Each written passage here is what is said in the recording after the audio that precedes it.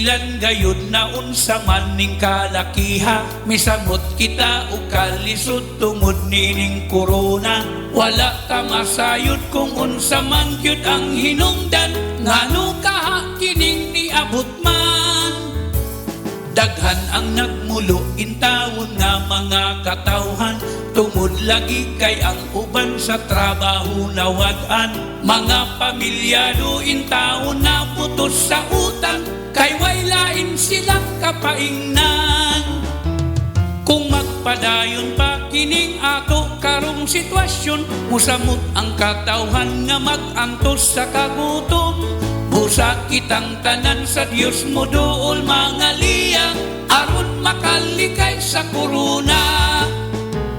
Ang mga driver sa mga bus, jeepney, van o taxi, bisan ang mga tricycle dili makadiskarte. Tungod nining social distancing halos di mo biyahe, kay kulang pa man sa boundary. Mga pasahiros na musakay lahi na sa una, karon kulang na kay usa ka metros ang distansya.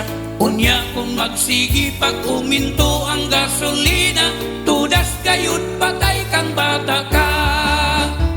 Maayo naman lang kung empleyado kas gobyerno, bisan magkinaon sa may madawat nga sweldo. Apan intawon katong way permanenteng trabaho, makaluluoy gayud kaayo.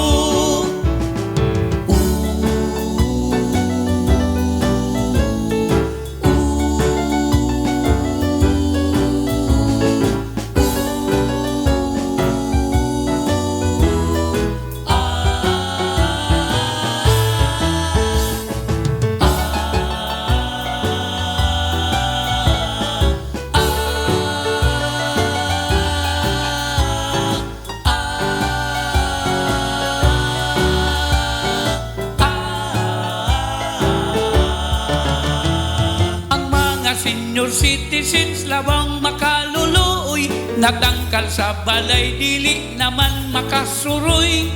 Di pagawson kay tingali kuno unyag matakdan, ni anang virus nagikahadlukan.